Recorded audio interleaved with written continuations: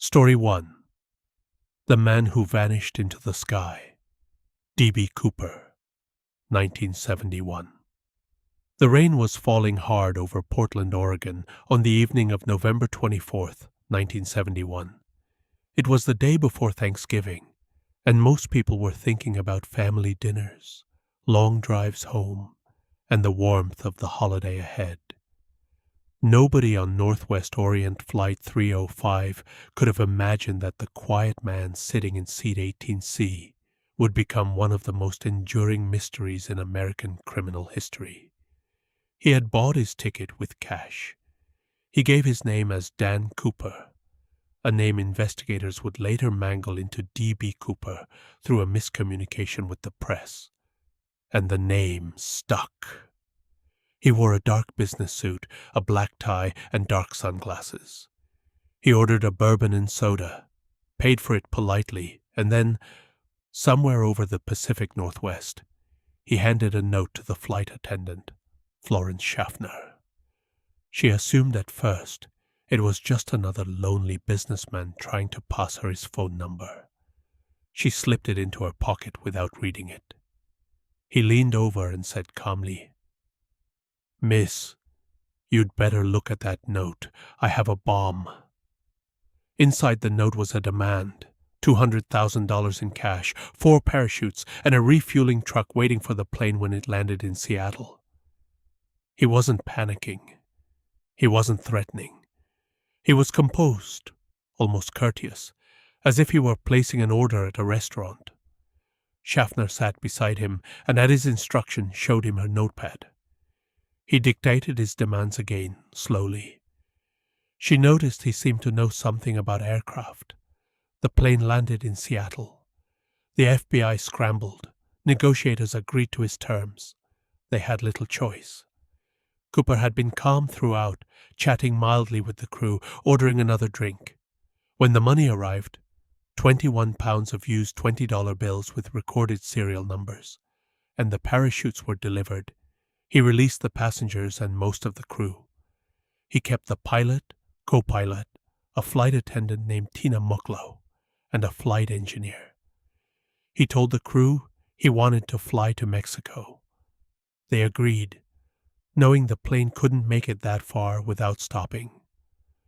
They negotiated a fuel stop in Reno, Nevada, and the aircraft lifted off again into the dark, rainy November sky. Somewhere over the Cascade Mountains of southwestern Washington, Cooper lowered the rear air stair of the Boeing 727, a unique feature of that aircraft model, and he stepped off into the freezing night. The temperature outside was -7 degrees Celsius. The wind would have been screaming at over 150 miles per hour. He was wearing a business suit, loafers, and no survival gear. No one on the plane saw him jump. No one heard anything. When the crew finally landed in Reno, they searched the aircraft. Dan Cooper was gone. 2 parachutes were missing, and so was the money.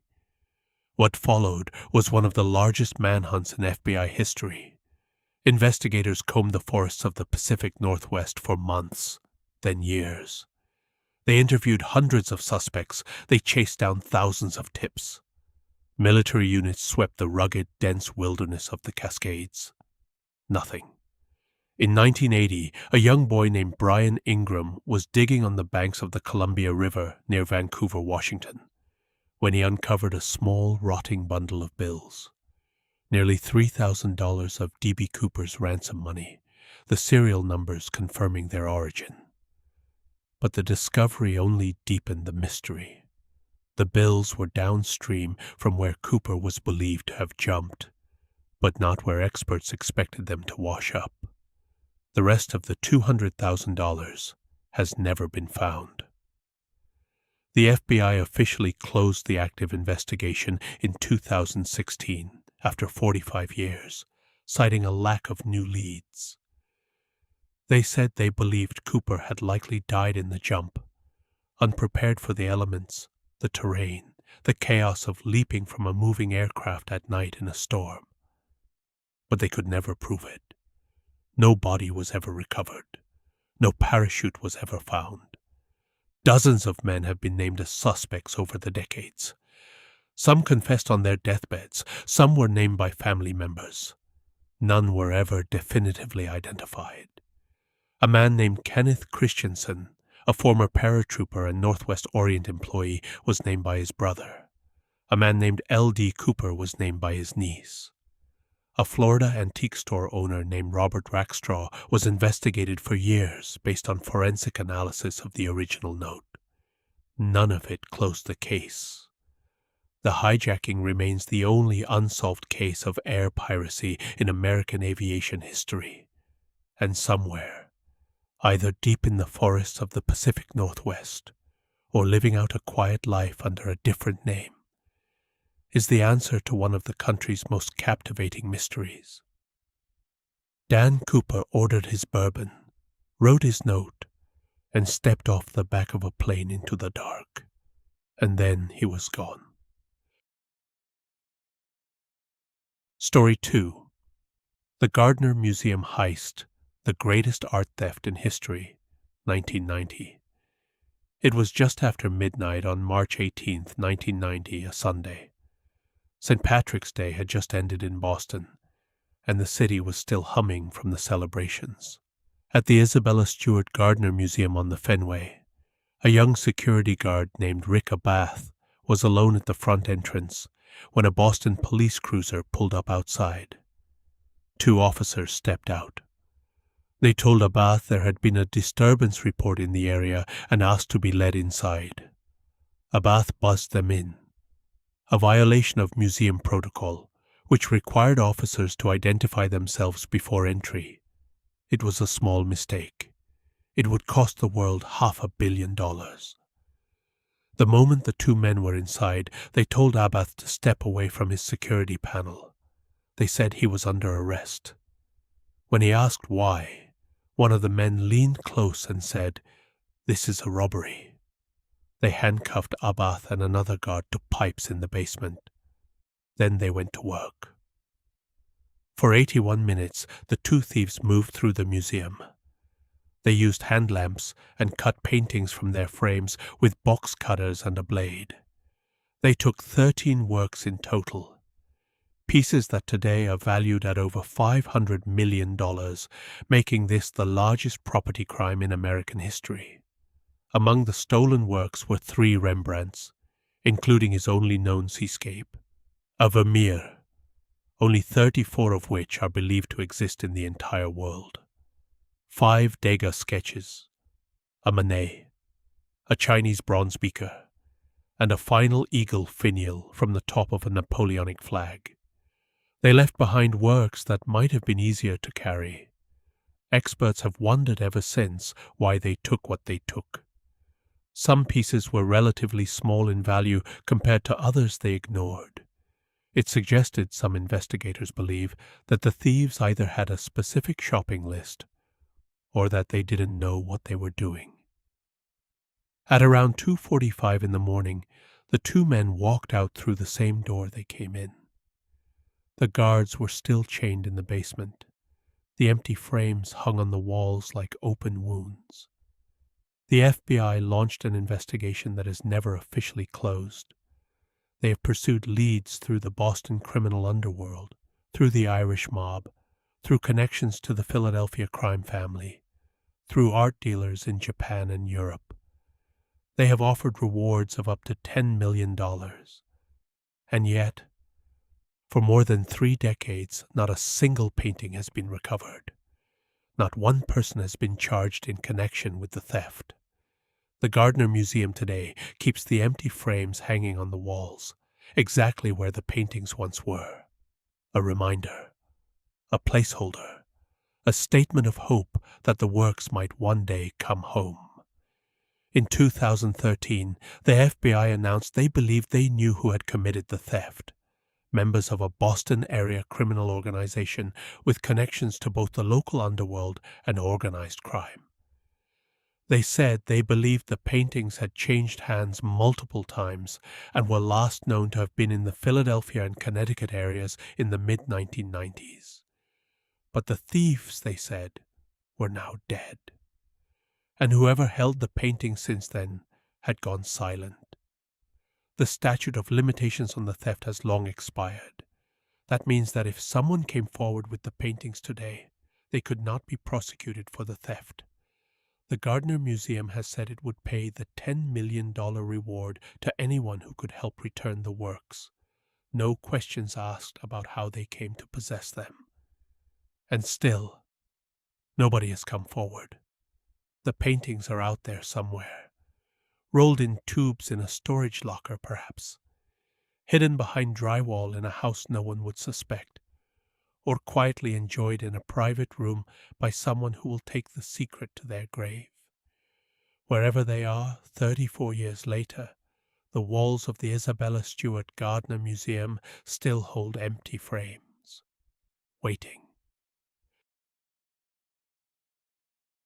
Story 3. The Beltway Sniper. 3 Weeks of Terror, 2002. In the autumn of 2002, the suburbs of Washington, D.C. became a place of fear, unlike anything most Americans had experienced on their own soil since the September 11th attacks. It began quietly, without warning, in the way that the most paralyzing terrors often do. On October 2nd, a bullet shattered the window of a craft store in Aspen Hill, Maryland. No one was hurt. It seemed like a random act of vandalism. Nobody could have known it was a rehearsal. The next morning, October 3rd, 5 people were shot and killed within a span of 16 hours across Montgomery County, Maryland and Washington, D.C. James Martin, a 55-year-old program analyst, was shot in the parking lot of a grocery store. James Buchanan, a landscaper, was killed while mowing grass. Premkumar Walikar was shot at a gas station. Sarah Ramos was killed sitting on a bench outside a post office. Lori Lewis Rivera was shot while vacuuming her car at a gas station. That same evening, Pascal Charlot was killed while standing on a street corner in D.C. Each shot came from nowhere. No one heard a car screech away. No one saw a gun. By the time people realized what was happening, it was already over. The killer, or killers, were gone. The Washington region descended into a state of controlled panic. Schools canceled outdoor activities. People abandoned outdoor shopping. Gas stations put up tarps to shield customers from view while they pumped fuel. Parents held their children's hands tighter. Joggers stayed home.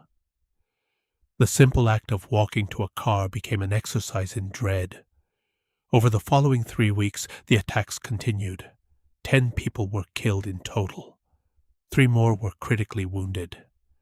The victims ranged in age from 13 to 72. They were shot at gas stations, in parking lots, at schools, outside restaurants. A middle school student named Iran Brown was shot in front of his school in Bowie, Maryland on October 7th and survived. A bullet had narrowly missed his heart. The killers taunted police. They left notes at crime scenes. One note, left near the school where Iran Brown was shot, read, "Dear policeman, I am God." Another demanded $10 million, claiming they would stop. They called a tip line set up by investigators and made cryptic references to a robbery in Alabama. They expressed frustration that their demands weren't being met. The investigation was enormous. 400 FBI agents, hundreds of state and local officers, more than 80,000 tips called in. But leads evaporated. Witnesses described a white van or box truck near several shooting scenes, and police spent weeks focused on that profile. Task forces stopped white vans all over the metro area. Roadblocks went up. Helicopters circled. In the end, the killers were caught not because of the white van theory, but because of the Alabama tip. Investigators traced a robbery and a killing in Montgomery, Alabama, to a man named John Allen Muhammad, a 41-year-old Gulf War veteran, and a 17-year-old named Lee Boyd Malvo. The two were traveling together. Muhammad had effectively recruited and groomed Malvo, who was originally from Jamaica, as a kind of surrogate son, and ultimately, as a partner in murder. On October 24th, a tip came in that a blue Chevrolet Caprice had been seen at a rest stop in Maryland. Police quietly surrounded the area. When they approached the car, they found Muhammad and Malvo sleeping inside. Inside the trunk, investigators found a Bushmaster XM15 rifle that would later be matched to the shootings. The trunk had been modified with a hole that allowed the shooter to fire from inside the car while lying on their stomach. The car, not a white van, had been their mobile sniper's nest. The reign of terror was over. John Allen Muhammad was convicted and executed in Virginia in November 2009. Lee Boyd Malvo, who was a minor at the time, was sentenced to life in prison. Years later, in 2012, Malvo gave interviews from prison in which he described Muhammad's psychological hold over him. The manipulation, the control, the process by which a troubled teenager had been shaped into a killer. For the families of the 10 people killed, no verdict erased what October 2002 had taken from them. For the millions of people who had lived through those 3 weeks in the Washington suburbs, afraid to stop for gas, afraid to walk to their car, afraid to let their children outside, the memory of that autumn settled into something quieter but permanent. The sense that safety is never quite as solid as it feels. Story 4. The Black Dahlia, Hollywood's most haunting cold case, 1947. Los Angeles in January of 1947 was a city of ambition and sunshine and shadows. The war was over. The studios were booming.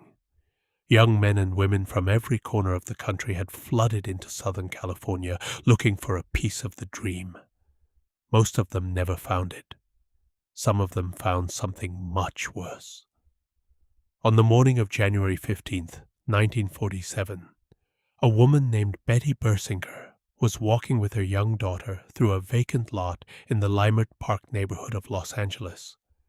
The lot was near a sidewalk on South Norton Avenue. As she walked, she noticed what she at first took for a discarded store mannequin lying in the weeds. It was not a mannequin. The body of a young woman lay in the lot, pale and still. What the responding officers found when they arrived was so disturbing that several seasoned investigators would later say it was the most grotesque crime scene they had ever encountered. The victim had been completely drained of blood, her body surgically bisected at the waist, and her 2 halves placed precisely several feet apart on the grass. Incisions had been made with expert precision. The body had clearly been cleaned. There was no blood at the scene at all, meaning the woman had been killed somewhere else and transported. Her face had been cut at the corners of her mouth, extending her smile in a manner investigators could not explain. She had been posed. Fingerprints eventually identified her as Elizabeth Short, a 22-year-old from Massachusetts who had come to Los Angeles with the same dream as so many others. She was beautiful, with dark hair and pale skin.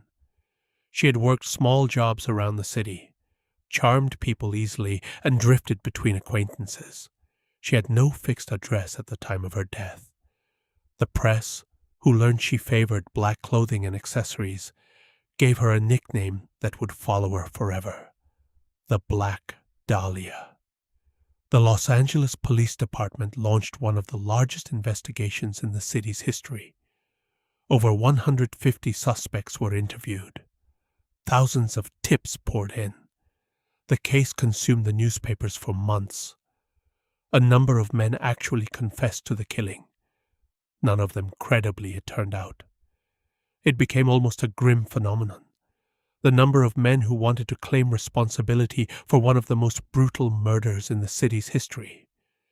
Investigators focused on several suspects over the years. A man named Robert Manley had been one of the last people known to have seen Elizabeth Short alive. He had driven her from San Diego to Los Angeles just days before her death. He was cleared, A doctor, a reporter, a bellhop, each lead dissolved, nothing ever stuck.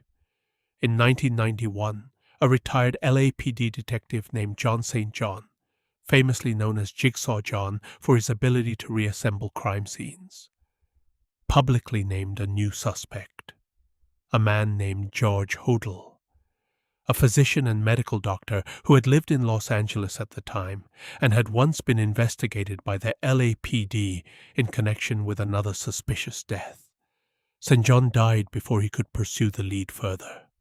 But years later, Hodel's own son, Steve Hodel, himself a former LAPD homicide detective, published a book in which he argued with considerable evidence that his father had been the Black Dahlia killer.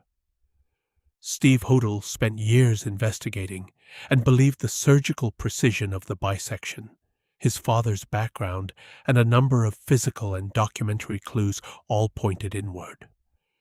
The LAPD reviewed the evidence. They said they found it interesting, but not conclusive. Elizabeth Short's murder has never been officially solved. It remains one of the oldest and most obsessively studied cold cases in American history. Dozens of books have been written about it. Films have been made. Theories have multiplied. And somewhere beneath the weight of all that attention, the actual truth of what happened to a 22-year-old woman on a cold January night in Los Angeles remains locked away, stubbornly silent, across nearly 80 years. She came to the city with a dream. She became the city's darkest legend instead. Story 5. The Golden State Killer, Caught by DNA, 2018. For more than 40 years, he was a ghost, a shadow moving through the neighborhoods of California in the 1970s and 1980s, leaving behind a trail of terror so extensive and so methodical that investigators eventually realized they were dealing with a single man responsible for crimes stretching across nearly the entire state. He went by many names as investigators slowly pieced together his work: the Visalia ransacker, for a string of hundreds of home burglaries in Visalia in the mid-1970s. The East Area rapist, when he shifted to Sacramento in 1976 and began a campaign of sexual assaults against women in their homes. The original Night Stalker, when the crimes escalated to murder in Southern California in the late 1970s and early 1980s. It was only decades later, through DNA analysis, that investigators confirmed what they had long suspected. All three were the same man. He was extraordinarily careful. He wore gloves. He cased neighborhoods in advance, learning the layouts of homes, the schedules of families. He would sometimes call his victims before the attack, breathing silently or whispering threats on the phone. He disabled phones. He studied exits. He knew how to move in the dark, and after each crime, he vanished so completely that investigators had almost nothing. A partial shoe print here, a bite mark analysis there. He left no fingerprints.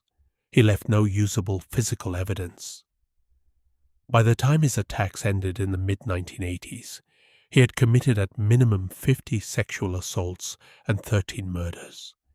He had terrorized the lives of his surviving victims so thoroughly that many of them described living in fear for the rest of their lives. A true crime author and journalist named Michelle McNamara became obsessed with the case in the 2000s. She called him the Golden State Killer, a name that stuck. She spent years researching, writing, building a picture of who he might be, advocating for the investigation to be reopened with new technology. She died in 2016 before she could finish her book. Her husband, the comedian Patton Oswalt, ensured it was completed and published posthumously. It brought renewed public attention to the case. Then came the science. In 2017 and 2018, investigators turned to a relatively new technique called forensic genealogy. They had DNA from the crime scenes, old, partial, but usable.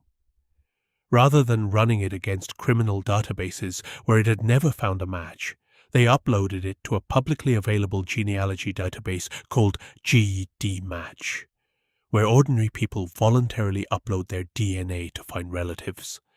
The match didn't need to be the killer. It just needed to be a relative. It worked. The DNA matched distant relatives of a man named Joseph James DeAngelo, a retired police officer living quietly in Citrus Heights, California, a suburb of Sacramento. He was 72 years old. He had worked as a law enforcement officer in Exeter, California, and Auburn, California during the years of the crimes. He had been fired from the Auburn Police Department in 1979 for shoplifting a hammer and dog repellent, a fact that, in hindsight, took on an eerie significance given the nature of his crimes. Investigators watched him. They collected a discarded DNA sample from his trash. It matched. On April 24, 2018, DeAngelo walked outside his home and was arrested.